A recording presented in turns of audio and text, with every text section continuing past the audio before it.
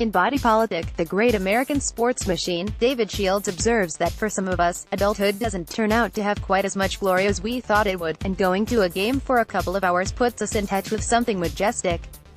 Majestic, that is, until a fan thinks the game needs to feature his own odious personality as the central attraction.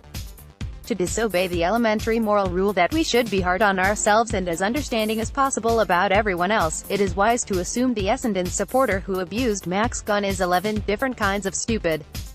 The obnoxious incident occurred late in the third quarter of Sunday afternoon's game between Essendon and Melbourne when Gunn was awarded a free kick near the boundary line. Calling the game for Fox, Jason Dunstall said, "I'd like to see security grab him, the spectator, and chuck him out. It doesn't matter what he said." Gunn then went back and kicked his second goal of the quarter to put Melbourne 23 points up, turned to the Bombers fan and stared him down. By game's end, Gunn was best afield, and reminded us that the gulf between an angry, opinionated fan and an AFL footballer is as vast as the one between a banker and benevolence.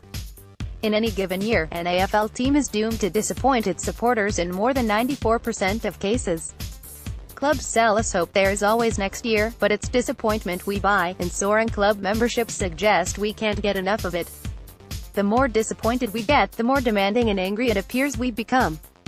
The irascible idiot at Etihad on Sunday afternoon is emblematic of thousands: the Essendon fan who calls talkback radio to beat Joe Danaher about the head, the trolls that hounded the Bulldogs Tom Boyd, and the game's gormless whom AFL Media's Matt Thompson tries so hard to connect with as he stares down the camera and earnestly suggests that Brendan Bolton's coaching career is on the brink, just 3 years into a monumental Carlton rebuild.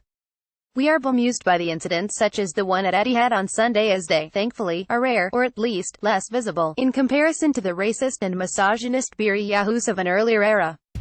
Today, you are more likely to find the supporter with an impetuous tongue and a ham-hock intellect retching abuse at their own from a cloistered bunker, or parents' basement, through social media. American moral philosopher Eric Hoffer says, "It is an evil thing to expect too much either from ourselves or from others. Disappointment with ourselves does not moderate our expectations from others, on the contrary, it raises them. It is as if we wish to be disappointed in our fellow men." It goes without saying, Sunday afternoon 6-goal win aside, that there are a lot of Demon fans disappointed with their lot. On Saturday, Melbourne defender and former Crow, Jake Lever, revealed that he had deleted his Twitter account following a barrage of abuse after a slow start with his new club. "It got too much. Footy is so scrutinized now that if you stuff up one thing it's all over Twitter, and it's all over a news article," Lever told News Corp on the weekend. "I think players need to deal with it in a way where they almost get off it, social media. Just eliminate it, it does more harm than good." Responding to the article, Melbourne coach Simon Goodwin revealed that the club had to tackle the ills of social media with its players.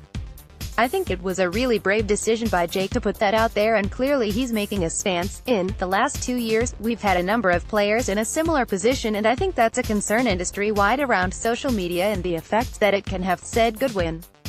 Online, where truth be not so much damned as not bothered with, the player-fan dynamic is an unequal partnership between parasite and host.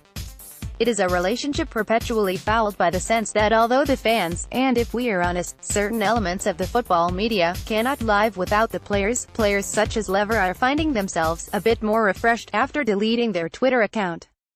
"I thought that he was back to his trademark play," Goodwin said of Lever's first performance, after exiling himself from Twitter.